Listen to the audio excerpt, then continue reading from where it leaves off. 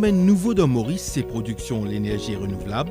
Nous fin trouve bonne ferme éolienne, mais nous fin aussi trouve bonne ferme solaire. La plupart là-dedans, c'est un grand groupe qui est un actionnaire principal, mais une coopérative dans la région Léno, plus précisément Solitude dans Triolet, fin qu'on positionne zut pour parler de terrain canne à l'abandon et que plus gagne un revenu qui n'est pas négligeable pour 20 bananes en mettant presque 60 arpents de 27 propriétaires à disposition un géant l'énergie solaire, soit Green Yellow. Sa ferme solaire là, les fruits mieux réflexion qui fin permettre aussi retourner une grande partie de la terre là à sa vocation première, soit l'agriculture à travers sa initiative Agri-Solar Farm.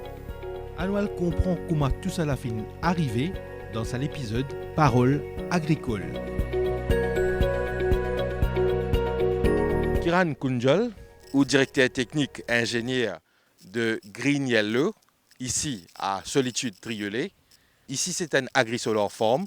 Dis-nous un petit peu qui déroule ici. Ici, nous avons un des plus grands fermes solaires à l'île Maurice. Et l'île a une surface d'environ 52 arpents. Et sa centrale-là, il commence la construction en 2018. Et en fin 2018, l'île rentre en opération, exploitation, comme on dit. Et la centrale solaire de Solitude, quelques chiffres clés, à peu près 60 000 panneaux qui sont installés, avec une puissance, puissance installée de 16 MW crête, et il produit 25 gigawattheures par an. Et tout ça permet de nous éviter à peu près 16 000 tonnes de CO2. Et la production, l'énergie qu'il fait ici, lui permet de nous alimenter, allons dire, environ de 6 000 foyers à l'île Maurice. Et toute l'énergie qui nous produit à sa centrale-là, nous injecte le réseau électrique de la CEB. Il permet de nous valoriser un espace inutilisé et qu'il permet de nous aussi produire une énergie d'électricité à bas carbone et qu'il permet de nous aussi contribuer aux objectifs des autorités qui demandent pour qu'il y ait une plus grande part de la production verte qu'ils ont fixée par les autorités qui ont fixé pour avoir à peu près 60% de l'énergie renouvelable dans le mix électrique à l'horizon de 2030. Quand on dit nous qui ça terrain là est inutilisé, à l'origine qui tient ici, et là nous trouvons qu'il y a cette implantation quand même qui peut faire. Effectivement, donc le terrain était inutilisé, c'était pour un petit planteur, comme on dit, regroupé au sein d'une coopérative. Donc, après consultation avec eux, nous avons dit comment nous valorisons un espace inutilisé là et de ce fait, comment nous sommes capables d'une cohérence entre production de l'énergie verte à travers le soleil et aussi promouvoir l'agriculture. Donc, comment nous avons trouvé deux postes qui sont plantés ici. Donc, les deux arrivent à coexister et les bénéfices pour l'un et pour l'autre. Par exemple, quand on a un légume, une plante qui est cultivée, il fait moins la poussière pour nous. Moins la poussière, donc un panneau relativement moins sale. Et en même temps, quand on a une plantation qui peut faire, un légume, tout ça, et peu de mauvais herbes qui poussent. C'est l'expérience qu'il fait ici à partir de 2018 pour faire sa Agri-Solar Farm là. Est-ce que c'est l'expérience qui pourrait répéter loin de l'autre site bientôt? Effectivement, nous sommes en pleine construction d'un autre site de 13 MW à Arsenal.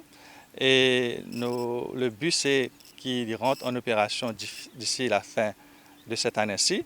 Et l'expérience que nous pouvons vivre ici avec agriculture et production de l'énergie avec le soleil, c'est une expérience à répliquer. Et nous avons l'espace encore pour répliquer cette expérience-là dans nos sites actuels ici à Solitude. Mais bien sûr, l'expérience que nous vivons ici, nous pouvons répliquer aussi nos projets Arsenal. Kiran Kunjal, merci beaucoup pour toute cette bonne précision-là. Merci même de nous l'occasion pour exprimer un peu l'expérience que nous pouvons vivre par rapport à ce projet solaire et agriculture ici à Solitude. Monsieur Vijay Chatoudhary, ou secrétaire de Solitude 2 Drip Irrigation Water User Cooperative. Qui était sa coopérative-là, qui l'y fait? Bon, ces coopératives-là, son activité principale, c'est que nous distribuer de l'eau, nous prenons de l'eau avec Irrigation Authority qui donne nous de l'eau, et nous distribuons ça à travers nos membres qui dans sa coopérative-là. C'est-à-dire ça, c'est nos activités principales, c'est distribuer de l'eau à nos membres. Maintenant, comment ça il fait? Parce que tout ça, ban carreau-là, il est divisé par ban headwork, c'est-à-dire nous, ce qui nous fait pour nous gagner certaines pressions qui rentrent dans nos filtration plants et pour sortir, nous ne pouvons pas ouvrir tout.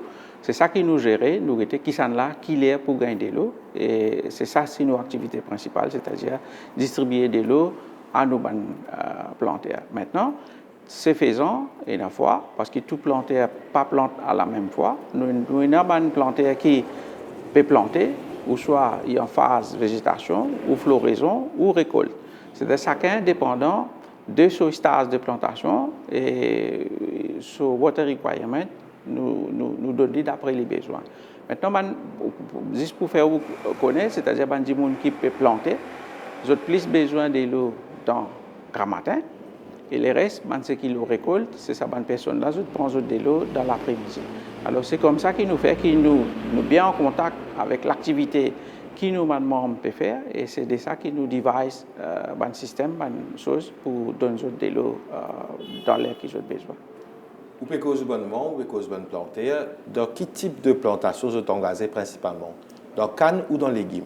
90% nous ban surface qui plantés avec légumes et nous avons un 10% par là qui planté sous canne. Et me faire ressortir que ce projet-là nous paye un terrain abandonné là-dedans. C'est-à-dire, même si on a une plantaire qui est vieillie ou pas le temps pour occuper ce carreau, il toujours trouve un preneur pour prendre ce carreau parce qu'il dit est capable de planter et capable de gagner l'argent depuis cette activité-là dans sa région-là.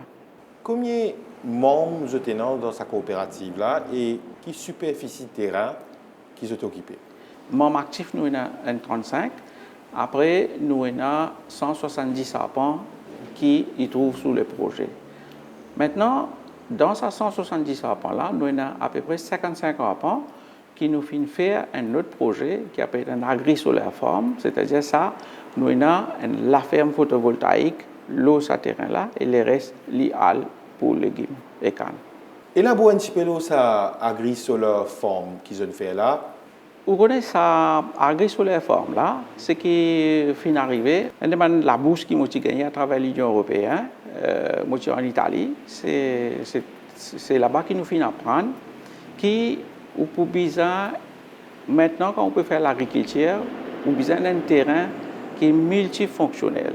Qui appelle pas multifonctionnel, multifonctionnel veut dire au terrain où capter toutes les ressources qui sont dans le terrain et où monétise les. Maintenant, quand nous guettons nos terrains dans les eaux, ce qui nous a pris beaucoup, c'est qu'il nous a le soleil. Alors, parmi toutes les personnes avec qui je interagis, je fais joindre le CEO du Jonas Group, M. Sauber Jonas, qui lui, à l'époque, l'Itipérode investi dans une ferme solaire, mais terrain pas là. Là, nous faisons travailler un système et quand nous faisons trouver, ok, nous faisons un regroupement, nous donnons nos terrains pour monter la ferme solaire, mais la ferme solaire, avant de monter, nous devons faire bidding avec le CEB. C'est-à-dire, nous faisons toute notre bonne documentation, nous faisons un petit regroupement qui nous fait avec tous ces propriétaires terrain-là, et nous faisons bid. Et quand nous bid, nous gagnons le bidding. Maintenant, quand nous gagnons le bidding, c'est-à-dire la ferme solaire commence à monter. Et de ce fait, moi, j'ai eu l'attention là qui, à l'époque, les propriétaires de ce terrain-là, la plupart, c'est madame veuve. Et je peux louer ce terrain, mais c'est bon, après, je peux gagner des difficultés avec les propriétaires en ce qui concerne le paiement, ou pas payer de l'eau, ou un petit problème que je vais soulever. Mais je trouve l'avantage pour eux adhérer à ce regroupement-là, à rendre la production de l'énergie et ils gagnent un revenu fixe et qui sont pour capable, comment dire, faire un projet avec ce revenu-là. De ce fait, nous, comme étant dans l'agriculture, nous connaissons que ce terrain-là est bien fertile et capable en faire plantation là. Et nous sommes d'accord avec l'investisseur pour que nous puissions faire activité agricole à l'intérieur si possible. Alors c'est là que l'idée finit germer et quand la ferme finit de monter, nous finissons planter ce terrain, il gagne plus l'avantage, c'est-à-dire ce terrain est clôturé et la caméra là, et c'est-à-dire personne ne peut gagner l'accès à l'intérieur. C'est-à-dire tout bon problème qui tient là, vol par-ci par-là, tout ça là il est éliminé dans un sens. Et deuxièmement, nous-mêmes nous pas connaissons, le temps nous commençons à faire nos recherches, nous commençons à observer avant nous commençons à lancer une petite plantation au début, c'est-à-dire nous faisons une guette en coude, qui est quelque chose qui est capable de planter l'eau. Mais vous connaissez le climat Maurice, prend depuis janvier à décembre, licencié. Parfois nous gagnons beaucoup la pluie, parfois nous pas gagner la pluie du tout, parfois il fait frais, et parfois il fait frais et sec. Et ça, il donne, comme c'est dit, il promouvoir beaucoup de fois une maladie, tout ça là. Alors on dit, à nous commence à guetter, et qui a l'avantage si nous commençons à cultiver là-dedans, et qui a un problème pour commencer à gagner. Quand nous commençons à guetter, c'est-à-dire un plus gros avantage que nous pensons gagner, c'est-à-dire même en plein salaire, ça ban panneau là, il fait un couloir, l'air qui passe l'eau là, et nous à peu près 3 à 4 degrés moins chaud qu'il y a à l'intérieur. C'est-à-dire là, il donne un avantage extraordinaire parce que une plantation comme pomme d'amour, piment, et si nous avons une température extrême, fleurs commencent à grainer, rendement diminue, qualité fruit pas gagné, et puis il attire beaucoup moustiques, tout ça là, et nous avons beaucoup de problèmes. Ou quand nous sommes dans ce type de cultivation-là, et tout ce problème-là finit d'être éliminé. C'est-à-dire peine à moustique, température fraîche et qualité fruit plus jolie et plus correcte, et rendement bien. Et nous commençons à faire une recherche plus poussée, quand nous commençons à planter un plan plus fragile, c'est-à-dire nous plantons une plantation comme haricots, comme laitue, et les autres salades, et nous trouvons tout ça là bien gagné sans aucun problème. C'est-à-dire que ce soit l'été, que ce soit l'hiver, nous produisons pareil, mais seulement nous devons choisir qui crop nous pouvons planter. Alors, nous pouvons économiser l'eau, nos coûts de production, et deuxièmement, nos rendements sont beaucoup plus bons, et troisièmement, la qualité qui nous produit est encore plus meilleure. Comme on écoute ou description de Okaro, et de quelle façon tout intégrer, est-ce qu'il y a un modèle quelque part qui est capable et bien être répliqué? Si je dis, si bandimoun qui peut rentrer dans la plantation, et autres faire ce qui comment bizarre, c'est-à-dire un dimoun quand il rentre dans la plantation, il vient avec une formation. Normalement, nous, traditionnellement, nous finissons légués, c'est-à-dire par nos parents, nos papas qui plantaient, nos papas qui plantaient, et nous ne papa comment faire, et nous rentrons là-dedans. Mais, accouplé avec ça, une formation qui fait raisonner, et qui fait comment dire, prévoir, et toute quelque chose qui vous fait ou pas jouer loterie, c'est-à-dire parce que et tout le monde qui rentre dans la plantation, si ils viennent avec une formation et qui fait les autres raisonner, je pense que c'est très peu ou pour gagner des gens qui vous dire je ne suis pas capable de planter ou je suis perdu dans la plantation. Parce que chaque fois que vous rentrez pour un monde nouveau qui peut rentrer dans la plantation ou un monde déjà existant quand il peut rentrer dans la plantation, avant de planter, il doit faire un budget et il doit connaître qui période il peut planter, qui bonne ressources il besoin, qui bonne paramètres il besoin guetter et qui il pour planter, il ne faudrait pas lier de son voisin, qui sont capacité en lui-même pour faire le travail et à partir de là, il commence à planter et il besoin d'un target, il besoin connaître qui mo besoin gagne tant l'argent d'après tant l'investissement. Aujourd'hui, il n'est plus permis qu'on finisse d'investir ou faire comment dire on gagne ou jouer loterie après quand vous venez ou pas finir récolter non rien. Je prends l'exemple, fait que là c'est qui vient de passer. avec la sécheresse qui nous fait passer. Malheureusement, c'est la sécheresse extrêmement dure et longue. Mais si on applique la connaissance quand on peut cultiver, quand nous plantons, normalement, nous avons quelle période nous pouvons planter. Pour moi dire, tout bon planter qui peut planter pour commencer à récolter. Je prends l'exemple, fait comment dire, une plantation comme l'amour qui peut être récoltée janvier, février. Tout le monde vise ça, mais c'est bien difficile parce qu'il fait, ou qu'à planter, ou qu'à grandir, mais janvier, février, quand la pluie commence à tomber, c'est où commence à gagner pourrissement, où commence à gagner tout. Mais pas veut dire pas beaucoup à faire, c'est-à-dire, si vous vous averti, si vous pouvez planter en période où il y a beaucoup la pluie, il y a des outils qui est là pour planter capable servir. Nous appelons ça soit on plante dans sillon ou soit on plante dans billon. Quand on plante dans billon, on veut dire on plante dans hauteur. C'est-à-dire, si on peut venir sortir dans une période pluvieuse, si on plante dans hauteur, c'est-à-dire tout de l'eau pour passer en bas pour aller, et il faut des extrêmement gras pour ne pas pouvoir traverser, mais sinon, nous finissons d'essayer l'année dernière, et même en grande pluie, inondation partout, nos plantations pas fin affectées du tout.